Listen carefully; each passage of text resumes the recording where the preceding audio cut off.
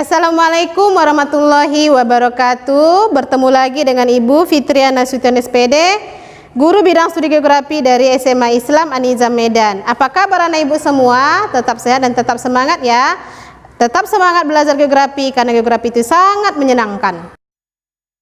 Assalamualaikum warahmatullahi wabarakatuh. Berjumpa lagi dengan saya Fitria, guru bidang studi geografi. Sebelumnya kita sudah membahas pemanfaatan keanekaragaman hayati, di mana ada untuk sandang, pangan, papan, ilmu pengetahuan juga sebagai aspek budaya, sebagai bahan obat-obatan dan lain sebagainya. Dan hari ini masuklah kita pada materi yang berbeda, tapi masih dalam judul biosfer ya. Jadi hari ini kita membahas tentang kerusakan flora dan fauna. Keberadaan flora dan fauna tak dapat dipisahkan di dalam kehidupan manusia. Tumbuhan dan hewan mempunyai manfaat yang besar bagi kehidupan manusia. Ada saling ketergantungan antara tumbuhan, hewan, dan manusia untuk kelangsungan hidup mereka masing-masing. Namun, sebagaimana telah kita ketahui bersama, bahwa dewasa ini keadaan flora dan fauna semakin menyusut. Semakin marak kerusakan flora dan fauna.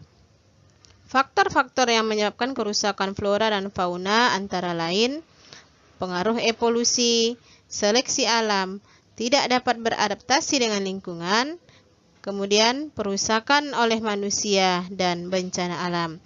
Jadi ada 5 poin yang akan kita bahas di sini ya Nanda, tentang faktor yang menyebabkan kerusakan flora dan fauna, termasuk Indonesia dan dunia. Jadi silahkan simak penjelasan Ibu pada slide berikutnya.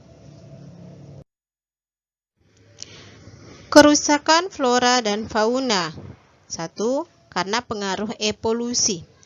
Evolusi adalah perubahan makhluk hidup secara perlahan-lahan dalam jangka waktu yang sangat lama, dari bentuk yang sederhana menjadi bentuk yang lebih sempurna. Makhluk hidup selalu mengalami perubahan secara perlahan-lahan dalam waktu yang sangat lama. Perubahan tersebut menyebabkan adanya penyimpangan dari struktur aslinya, sehingga akan muncul spesies baru.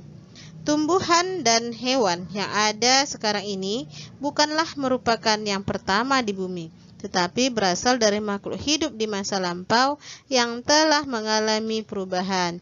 Jadi kalau kita lihat di sini, karena kerusakan itu akibat pengaruh dari evolusi, salah satunya contohnya adalah komodo, di mana komodo itu dia berasal dari, kalau pernah Anda mendengar ada dinosaurus, itu adalah bentuk komodo itu adalah bentuk evolusi dari dinosaurus tadi, itu ya. Dinosaurus setelah mengalami evolusi sehingga dia menjadi komodo. Oke. Yang kedua, karena seleksi alam. Seleksi alam adalah penyaringan suatu lingkungan hidup sehingga hanya makhluk hidup tertentu yang dapat bertahan hidup atau mampu menyesuaikan diri untuk tetap hidup dan tinggal di lingkungan hidup. Sebaliknya, makhluk hidup yang tidak mampu menyesuaikan diri dengan lingkungannya akan punah atau pindah ke lingkungan hidup lainnya. Jadi di sini kalau kita lihat di sini berarti kalau memang dia tidak mampu beradaptasi, maka dia akan pindah atau bisa saja dia akan punah di tempat tersebut. Jadi di sini perlu yang namanya adaptasi. Jadi ini penyebab punahnya itu adalah karena seleksi alam. Ada 2 faktor yang menentukan seleksi itu. Jadi mari kita simak seleksi apa saja yang mempengaruhi punahnya tadi ya. Oke, silahkan disimak pada slide berikutnya. Yang pertama ada faktor alam. Faktor alam tertentu membatasi kemampuan hidup suatu organisasi. Misalnya, di daerah gurun atau padang pasir hanya terdapat jenis tumbuhan tertentu yang tahan terhadap iklim panas dan jumlah air yang sangat sedikit. Begitu pula hewan-hewan tertentu tidak dapat hidup pada keadaan alam tertentu. Jadi faktor alam yang menentukan di sini ya, penyebab tadi punahnya flora fauna yang bagian dari seleksi alam. Jadi ada faktor alam ya. Kemudian ada faktor lingkungan. Sesama makhluk hidup sering bersaing dalam memperebutkan makanan dan ruang hidup. Akibat persaingan tersebut, yang kalah akan punah, sedang yang menang akan tetap bertahan hidup. Jadi inilah yang namanya kalau dibilang hukum rimba ya, siapa yang kuat, siapa yang hebat, dialah yang menang dan dialah yang akan bertahan hidup. Tuh, jadi ada dua faktor di dalam seleksi alam tadi. Ada faktor alam, ada faktor lingkungan. Kalau faktor alam tadi sudah jelas bahwa misalkan di daerah gurun itu tidak semua makhluk hidup itu bisa bertahan hidup di daerah gurun. Itu ya. Itu dikatakan dengan faktor alam. Kerusakan flora dan fauna yang ketiga yaitu karena adaptasi lingkungan. Adaptasi adalah usaha makhluk hidup untuk menyesuaikan diri dengan keadaan atau kondisi lingkungan hidupnya. Penyesuaian diri terhadap lingkungan yang berbeda akan menghasilkan makhluk baru yang berbeda pula. Jadi ini perlu yang namanya adaptasi ya. Jadi karena dia tidak bisa beradaptasi karena tidak sesuai dengan lingkungan tadi sehingga dia punah ya. Tapi karena misalkan dia bisa penyesuaian diri itu pada lingkungan yang berbeda, hasilnya juga akan berbeda tuh ya. Yang keempat, ada perusakan oleh manusia. Karena keterbatasan ekonomi dan tuntutan kehidupan manusia banyak memburu binatang dan menebang hutan. Tindakan manusia yang membabi buta tanpa mengedepankan pembangunan berkelanjutan akan menyebabkan banyaknya hewan-hewan mati dan bahkan punah. Sementara penebangan pohon di hutan tanpa perhitungan mengakibatkan hutan menjadi gundul dan mata air kering. Ya, inilah yang sering terjadi di Indonesia karena ulah manusia yang benar-benar tidak bertanggung jawab. Dia hanya mengedepankan atau hanya memikirkan diri dan keluarganya saja sehingga memberikan efek atau dampak ya terhadap makhluk hidup lain. Salah satunya misalkan di sini dengan menebang hutan. Ditebang hutan akhirnya apa? Tidak ada lagi daerah tangkapan hujan atau jumlah air di berkurang sehingga dia tadi kan menyebabkan mata air yang kering apabila tadi ditebang hutan. Kalau sudah kering berarti kita akan mengalami kekeringan, itu ya. Kita kekurangan yang namanya sumber air. Kemudian apabila misalkan turun hujan dengan volumenya atau dengan deras hujannya tadi sehingga apa? Sehingga dia akan menyebabkan nanti bisa menyebabkan banjir bandang dan itu pernah terjadi di Sumatera Utara itu ya. Karena hutan kita yang di daerah Sibolangit itu ya. Hutan cagar alam kita tadi yang berada di Sibolangit, hutannya sudah banyak yang gundul sehingga menyebabkan yang namanya tadi banjir bandang. Dan itu bukan hanya kita berada di Sumatera Utara, itu ya, yang maksudnya dekat dengan kota Medan, ada di kabupaten-kabupaten lain, di provinsi lain yang seperti sebelumnya itu yang ada di Manado ya, di Palu gitu, pernah mengalami banjir seperti itu. Dan kalau kita lihat memang kalau daerah Jawa juga lebih seperti itu. Kenapa? Karena sudah banyak tadi hutan tadi yang seharusnya menjadi daerah tangkapan hujan itu sudah beralih fungsi. Itu ya, sudah beralih fungsi. Karena beralih fungsi tadi dia mengakibatkan yang namanya kerusakan atau dampak terhadap makhluk hidup yang lain, termasuk dia yang berada di Indonesia ini. Itu ya. Jadi penyebab utama di sini adalah manusianya. Jadi kita sebagai orang yang betul-betul tahu, ya, jagalah yang namanya flora dan fauna kita, karena itu akan berguna bagi anak cucu kita ke depannya. Makanya di dalam biosfer ini jadi ada yang namanya kita azas mengedepankan pembangunan berkelanjutan ya. Jadi pembangunan berkelanjutan itu adalah pembangunan yang memikirkan masa sekarang dan masa yang akan datang gitu. Ya, jadi jagalah hutan kita, jagalah juga fauna kita agar terjadi keseimbangan dalam ekosistem. Faktor yang kelima yaitu bencana alam. Berbagai macam bencana alam yang terjadi di permukaan bumi mempercepat rusaknya lingkungan dan kehidupan flora fauna.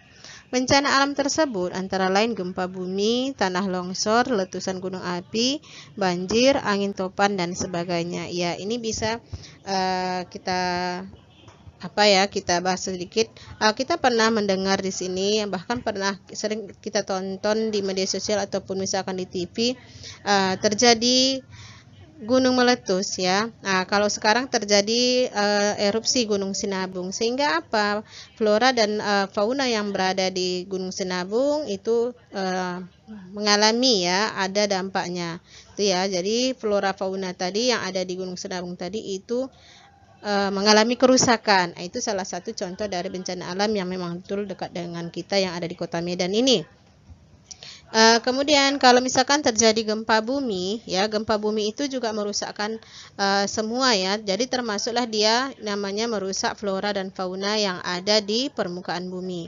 Kemudian tanah longsor juga. Tanah longsor itu juga merusak flora dan fauna, termasuk ekosistem yang ada di dalamnya. Jadi faktor yang kelima yang menyebabkan kerusakan itu adalah bencana alam. Oke, faktor-faktor yang mempengaruhi kepunahan jenis ataupun varietas flora dan fauna. Yang pertama, berkurangnya luas lahan. Yang kedua, kerusakan lahan, misalnya kerusakan hutan, sehingga hewan yang hidup di dalam hutan akan punah. Yang ketiga, eksploitasi atau penggunaan yang berlebihan. Ini ya, jadi ini kalau kita lihat tadi karena mengeksploitasi tadi sehingga menyebabkan hutan menjadi gundul dan kita atau yang berada di bagian hilir itu yang merasakan efeknya yang paling parah, ya kan? Oke, yang keempat, penggunaan teknologi yang tidak sesuai dengan keadaan lingkungan. Ya, misalkan gini, kalau dalam penangkapan ikan di laut, kalau misalkan ada yang menggunakan pukat harimau ataupun misalkan penggunaan bom, ya, sehingga apa? Itu akan merusak flora dan fauna yang ada di laut tadi. Kalau misalkan tadi penggunaan pukat tadi, jadi pengambilan ikan itu bukan hanya yang besar-besar saja, tetapi ikan-ikan atau fauna-fauna yang kecil tadi juga akan ikut terambil semuanya. Itu ya. Kemudian kalau misalkan tadi penggunaan zat kimia atau bom tadi sehingga akan merusak ekosistem yang ada di laut. Jadi penggunaan teknologi yang tidak sesuai itu juga akan merusak yang namanya atau mempengaruhi kepunahan flora dan fauna. Yang kelima, ada perburuan jenis ikan paus yang berlebihan. Ya, ini dia perburuan ini yang akan merusak ya, akan menyebabkan kepunahan. Ya, akan menyebabkan kepunahan pada flora dan fauna. Kemudian yang keenam, di Indonesia terjadi perburuan rusa. Iya, jadi kalau sekarang kita sudah jarang ya melihat rusa karena rusa itu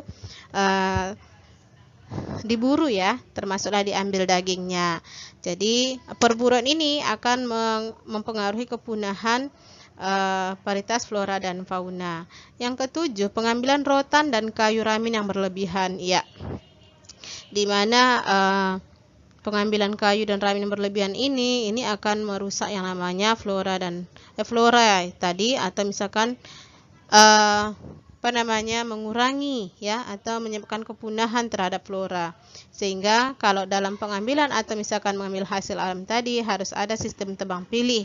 Mana yang layak diambil itu yang diambil, mana yang layak ditebang itu yang layak ditebang, itu ya. Jangan asal ditebangi semua, jadi harus yang namanya sistem tebang pilih. Yang kedelapan, penggunaan herbisida dan insektisida yang berlebihan. Ya, penggunaan herbisida dan insektisida ini akan merusak yang namanya flora ataupun fauna yang ada di permukaan bumi ya. Apabila misalkan terlalu berlebihan itu akan merusak ekosistem yang ada di bumi. Yang kesembilan, pencemaran oleh industri dapat menyebabkan kepunahan jenis tertentu. Ya. Ini makanya kalau dalam perindustrian itu jangan langsung membuang yang namanya limbah itu ke sungai misalkan, karena itu akan menyebabkan kepunahan pada jenis atau fauna-fauna yang ada di sungai tadi. Itu dia. Jadi harus disterilkan dulu baru dibuang ke sungai. Itu ya. Oke, itulah tadi materi kita. Ya. Apabila ada pertanyaan, kita chatnya di grupnya Ananda. Itulah materi kita pada hari ini, yaitu tentang kerusakan flora dan manusia, di mana bisa karena yang namanya adaptasi dengan lingkungan, bisa karena seleksi alam, itu ya, bisa juga karena bencana alam, dan kemudian bisa juga diakibatkan oleh atau perusakan oleh manusia. Jadi manusia ini yang menyebabkan kerusakan.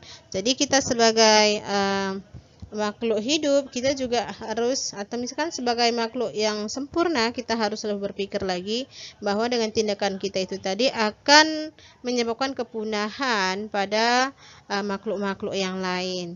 Jadi jagalah flora dan fauna kita, lestarikan flora dan fauna kita. Oke, Ananda, apabila ada yang mau ditanyakan, silahkan chat di grup. Sekian materi kita pada hari ini. Assalamualaikum warahmatullahi wabarakatuh. Demikian pembelajaran kita pada hari ini. Sampai bertemu kembali pada video pembelajaran berikutnya. Jangan lupa like, comment, and share video ini. SMA Islam An-Nizam, unggul, cerdas, islami. Assalamualaikum warahmatullahi wabarakatuh.